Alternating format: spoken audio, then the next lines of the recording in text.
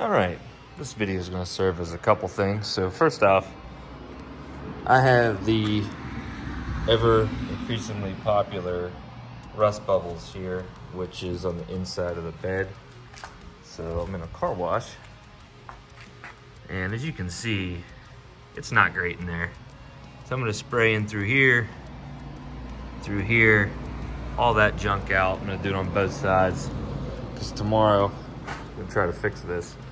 Additionally, you can see I got a mess going on of all of the undercoat that I did. So we're going to see how this holds up to its first wash after getting it real dirty off-roading a bit. So let's see what happens.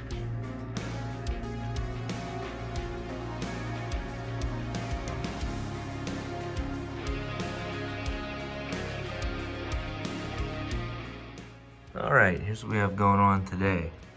So this spot on the second gen Frontier seems to cause a lot of rust issues. So here's what's going on the back side.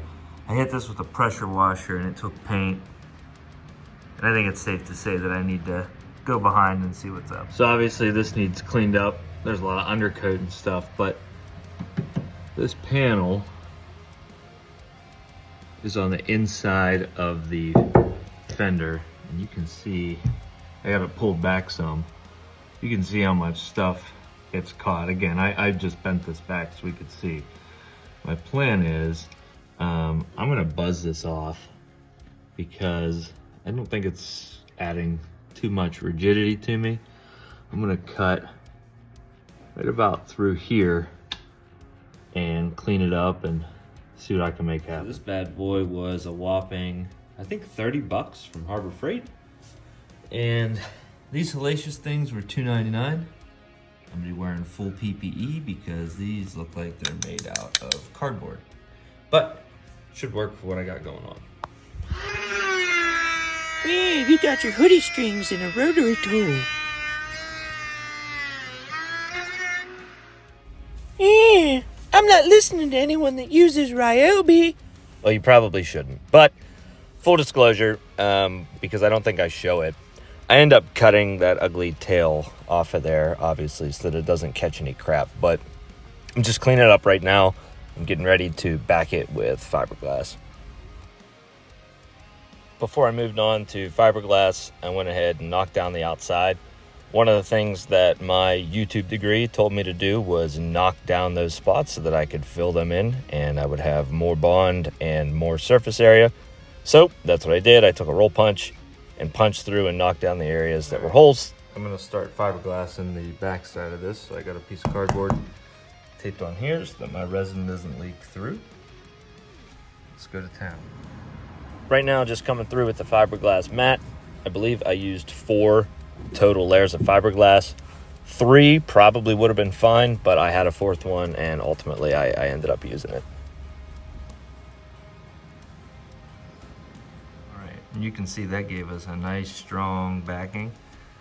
I'm gonna clean up, that's a little bit of resin that leaked through. I'm gonna clean that up and then I'm gonna go ahead and I have some glass Bondo. We'll get that on there and yeah, we'll see if we can shape this and make it look, you know. Got my screwdriver of misuse here and some bonded glass. So I don't know what I'm doing, but I have heard that if you take what you want to mix, lay it out in a circle, keep your circle kind of flat,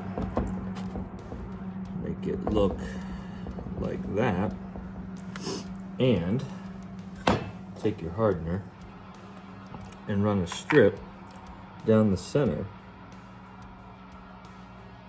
that you will have the perfect mixture of hardener and Bondo. Now, I don't know what I'm doing, but it sounds like that'll work.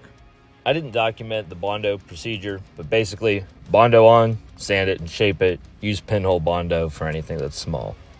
Painting, this is how I blended it in. There's obviously a professional way to do it.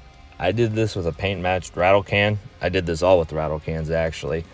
Ultimately, it turned out pretty good. I ended up buffing it about 72 hours later and it matches really good. It could be a little bit higher gloss as far as my clear coat, but I'm just going to drag it down a tree. All I care about is this thing's not going to rust. So take from this the information, and you can turn it and do it the proper and cleaner way. But for me, all I cared about was this thing's not going to rust and it's still going to be red. And yes, I did not take off the GoPro mount.